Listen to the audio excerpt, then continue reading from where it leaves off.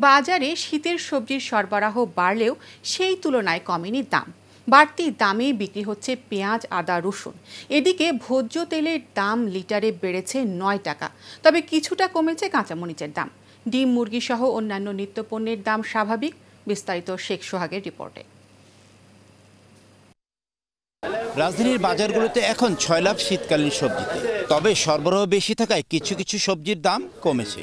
উল্টো পেঁয়াজ, আলু, আদা, সয়াবিন তেল সহ কিছু পণ্যের দাম বেড়েছে। পাতাকপি ৫০ টাকা, তারপরে সিম ৮০ টাকা। এগুলো শীতের সবজি। ক্রেতারা বলছে যেখানে এই সময় দাম কমার কথা সেখানে দাম বাড়ছে পণ্যের, ফলে বিপাকে তারা। গ্যাসের সপ্তাহের তুলনায় এ সপ্তাহে অনেক কম। যে গ্যাসের সপ্তাহে দেখা যেতে আমরা ১৩০-১২৫ টাকা বিক্রি করছি, এ সপ্তাহে ১২০ টাকা ১১৫ টাকা ডজন বিক্রি করতেছি। বাজারে জিনিসপত্রের দাম খুব বাড়তেছে আস্তে আস্তে, তবে পেঁয়াজের দামটা বেশি বাড়তেছে। এই সবজিগুলা যতটুকু কম থাকার কথা অতটুকু নাই, দ্রব্যমূল্যের দামটা একটু বেশি। যদিও বিক্রেতাদের দাবি শীত জেগে উঠলে দাম কিছুটা কমবে সবজির। গত সপ্তাহে এই সপ্তাহে কমছে কেজিতে ২০ টাকা।